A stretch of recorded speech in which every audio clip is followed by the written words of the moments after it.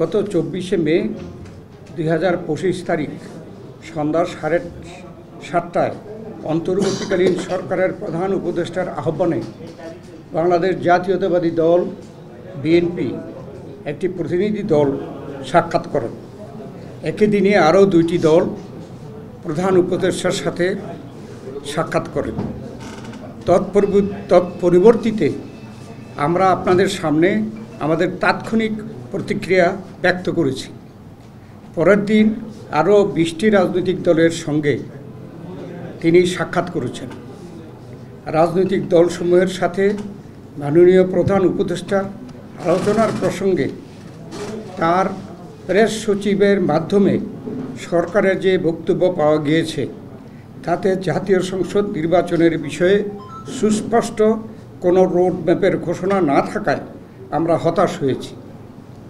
BNP ও অন্যান্য রাজনৈতিক দল কোনো সময়ই মাননীয় প্রধান উপদেষ্টার পদত্যাগ চায়নি, এখনও চায় না। কিন্তু আমরা অন্তর্বর্তী সরকারের নেতৃত্বে ডিসেম্বরে 2025-এর মধ্যে একটি সুষ্ঠু নিরপেক্ষ জাতীয় সংসদ নির্বাচনের রোডম্যাপ দাবি করে এসেছি। যেহেতু সংস্কার একটি চলমান প্রক্রিয়া, তাই সংস্কার ও নির্বাচনের প্রক্রিয়া দুটোই একই সাথে চলতে পারে। পতিত ফ্যাসিবাদী শক্তির এবং ব্যক্তির অর্থাৎ দল এবং মানবতা বিরোধী অপরাধে অভিযুক্ত ব্যক্তিদের বিচার প্রক্রিয়া চলমান থাকবে। প্রিয় সাংবাদিক ভাই বোনেরা, প্রধান উপদেষ্টার সাথে অনুষ্ঠিত আলোচনায় উপরোক্ত বিষয়গুলো উপস্থাপন করেছিলাম বরাবরের মতো। আমরা লক্ষ্য করেছি উক্ত দিনে অর্থাৎ 24 মে শনিবার জাতীয় অর্থনৈতিক পরিষদের সভা শেষে উপদেষ্টা পরিষদের বিবৃতিতে যে বক্তব্য জাতির সামনে উপস্থাপন করা হয়েছে তা অস্পষ্ট ও বিভ্রান্তিকর। উপদেষ্টা পরিষদ দায়িত্ব পালনে আমরা প্রথম থেকে অদ্যাবধি সর্বোচ্চ সহযোগিতা প্রদান করে আসছি। সরকার পরিচালনায় নিরপেক্ষতার ঘাটতির কারণে এবং দুর্বলতার কারণে জনমনের সংশয় ও সন্দেহের উদয় হওয়া স্বাভাবিক। বিভিন্ন মহলের অযৌক্তিক ও উদ্দেশ্যপ্রণোদিত দাবি দেওয়া ও এখতিয়ার বহির্ভূত বক্তব্য সরকারের স্বাভাবিক কাজের পরিবেশ বিনষ্ট হওয়ার যে অভিযোগ সরকারের পক্ষ থেকে উত্থাপন করা হয়েছে সেটা মূলত সরকারের নিজস্ব অর্জন। প্রিয় সাংবাদিক ভাই বোনেরা, উপদেষ্টা পরিষদের বিবৃতিতে উল্লেখ করা হয়েছে পরাজিত শক্তির ইন্ধনে ও বিদেশি ষড়যন্ত্রের অংশ হিসাবে সরকারের উপর দায়িত্ব পালনকে অসম্ভব করে তোলা হয়েছে আনকোট। আমরা বলতে চাই, যথাশীঘ্র একটি সুষ্ঠু নিরপেক্ষ জাতীয় সংসদ নির্বাচনের মাধ্যমেই পরাজিত শক্তির ইন্ধন এবং বিদেশি ষড়যন্ত্র বন্ধ করা সম্ভব। সেই লক্ষ্যে অর্জনের জন্য অবিলম্বে জাতীয় সংসদ নির্বাচন অনুষ্ঠান জন্য একটি সুনির্দিষ্ট রোডম্যাপ প্রদান করা জরুরি, এর কোনো বিকল্প নাই। দেশকে স্থিতিশীল রাখতে নির্বাচন, বিচার ও সংস্কার কাজ এগিয়ে নিতে এবং চিরতরে এদেশে স্বৈরাচারের আগমন প্রতিহত করতে ফ্যাসিবাদ বিরোধী বৃহত্তর জাতীয় ঐক্য প্রয়োজন। জুলাই ছাত্র ও গণ অভ্যুত্থানের আকাঙ্ক্ষা জনপ্রত্যাশাকে ধারণ করে অতি শীঘ্র রাষ্ট্রের গণতান্ত্রিক রূপান্তরের প্রক্রিয়াকে ত্বরান্বিত করা অত্যন্ত জরুরি। এই লক্ষ্যে আমরা সরকারকে সার্বিক সহযোগিতা প্রদান করে যাচ্ছি। সরকারের সক্রিয়তা, সংস্কার উদ্যোগ, বিচার প্রক্রিয়া, সুষ্ঠু নির্বাচন ও স্বাভাবিক কার্যক্রমকে বাধাগ্রস্ত করে এমন কোনো কর্মকাণ্ডকে আমরা সকল সময় নিরুৎসাহিত করি এবং প্রতিরোধ করার অঙ্গীকারবদ্ধ। অথচ উপদেষ্টা পরিষদের বিবৃতিতে কোনো মহলের উপরে অর্পিত দায়িত্ব পালনকে অসম্ভব করে কোন মহল তাদের উপরে অর্পিত দায়িত্ব পালনকে অসম্ভব করে তুলেছে, এই মর্মে একটি বিমূর্ত অভিযোগ উত্থাপিত হয়েছে। প্রিয় সাংবাদিক ভাইয়েরা, জুলাই ছাত্র গণ অভ্যুত্থানের অংশগ্রহণকারী সকল রাজনৈতিক, সামাজিক, সকল শ্রেণী পেশার শক্তির মধ্যে বিভেদ সৃষ্টি না করে যাতে ঐক্যকে আরও শক্তিশালী করা যায় সেজন্য সরকারের নিরপেক্ষ ভূমিকা এবং চরিত্র বজায় রাখার স্বার্থে আমরা বিতর্কিত উপদেষ্টাদের অপসারণ চেয়েছি।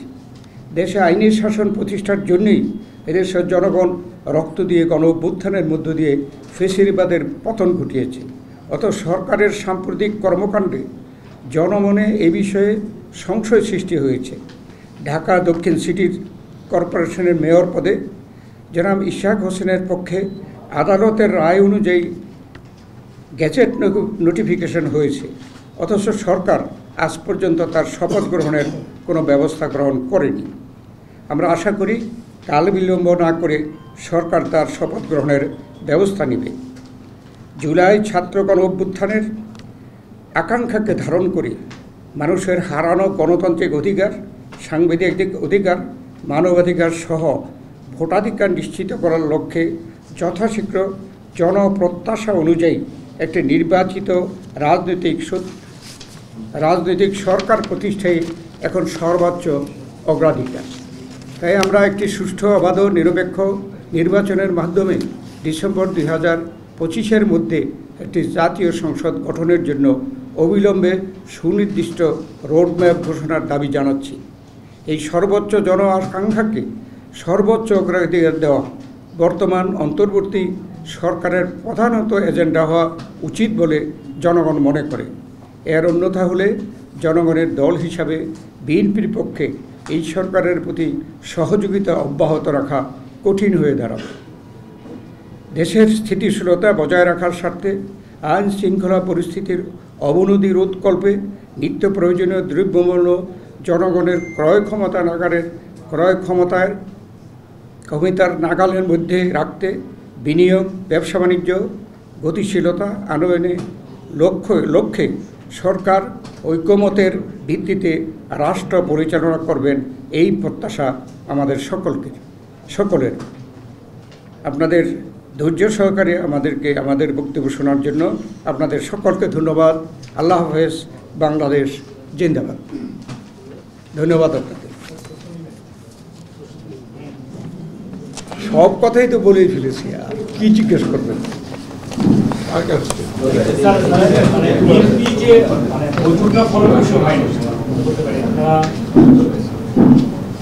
প্রধানমন্ত্রীর সাথে যে বিএনপিতে আপনাদের যে বৈঠকটা ছিল, আপনারা আপনাদের দাবি জানিয়ে এসেছেন, সরকারের দিক থেকে কি সরকার অনড় কিংবা কোনো বলেছে কিনা? না, কোনো নেতিবাচক কিছু বলেনি।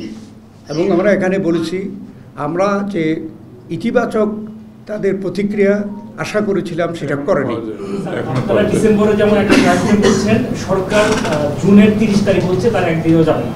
মানে দুইজন বিএনপি এবং সরকারের অবস্থান একটা জায়গায় দাঁড়িয়ে গেছে কিনা, একই জায়গায় দাঁড়িয়ে গেছে যে তারা ডিসেম্বরে যাচ্ছেন, আপনারা পরবর্তী মানে টাইম ফ্রেমটা কি হয়ে গেছে কিনা, ফিক্সড হয়ে গেছে কিনা? মানে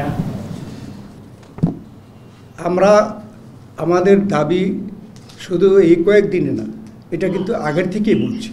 কেননা ডিসেম্বরকে আমরা মনে করছি যে নির্বাচনের জন্য উপযুক্ত সময়, সেজন্য আমরা এটা বলেছি। এখনও আমরা সেই কথার মধ্যে আছি।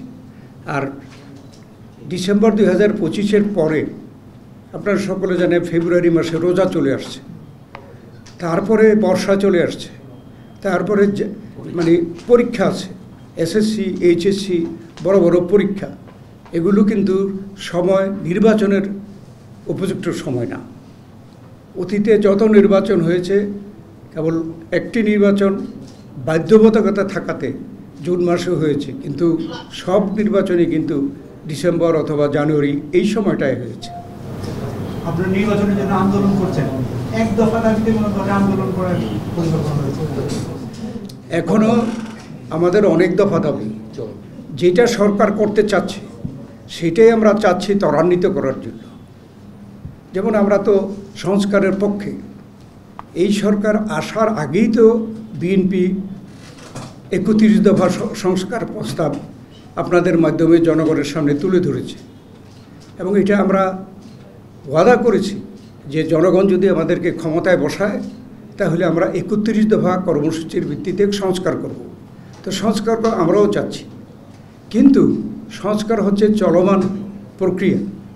ইচ্ছা করলে অমুক দিন অমুক সময়ের মধ্যে সংস্কার শেষ করা যাবে, এটা কেউ বলতে পারে না। ঠিক একইভাবে এই নির্বাচনকে বিলম্বিত করার জন্য কিছু উছিলা বের করা হচ্ছে। যেমন একটা উছিলা হলো বিচার শেষ করতে হবে। আমরাও তো বিচার চাই। এই আওয়ামী লীগ স্বৈরাচার ফ্যাসিস্ট সরকারের অধীনে তারা আমাদেরকে নিশ্চিহ্ন করে দেওয়ার জন্য কি করেনি? তারা বিচার বহির্ভূত হত্যাকাণ্ড, তারপরে গুম, খুন, আমাদের দেশনেত্রী বেগম খালেদা জিয়া থেকে শুরু করে আমাদের ভারপ্রাপ্ত চেয়ারম্যান তারেক রহমান থেকে শুরু করে আমাদের কেউ বাকি নাই যারা আমরা মিথ্যা মামলার আসামি ছিলাম না। জেল খাটি দেয় বিভিন্ন সময়। এরপরেও কেন প্রশ্ন আসে যে আমরা তাদের বিচার চাইব না? বিএনপি সবচাইতে বেশি তাদের বিচার চায়। তবে আমরা এটা বিশ্বাস করি যে বিচার হবে স্বাধীন বিচার ব্যবস্থার মধ্যে। তো আমি স্বাধীন বিচারও চাইব, আবার চাইব অমুক দিনের মধ্যে এই বিচার করতে হবে, এটা তো সাংঘর্ষিক। সেই জন্যে আমরা বলছি এই সংস্কার এবং নির্বাচনের প্রক্রিয়া এবং বিচারের প্রক্রিয়া এটা প্রত্যেকটা আলাদা, এবং সেই জন্য এখানে কোনো সাংঘর্ষিক কিছু নাই। তাই এই তিনটা কাজই একসাথে চলতে পারে এবং সেটা চলা উচিত।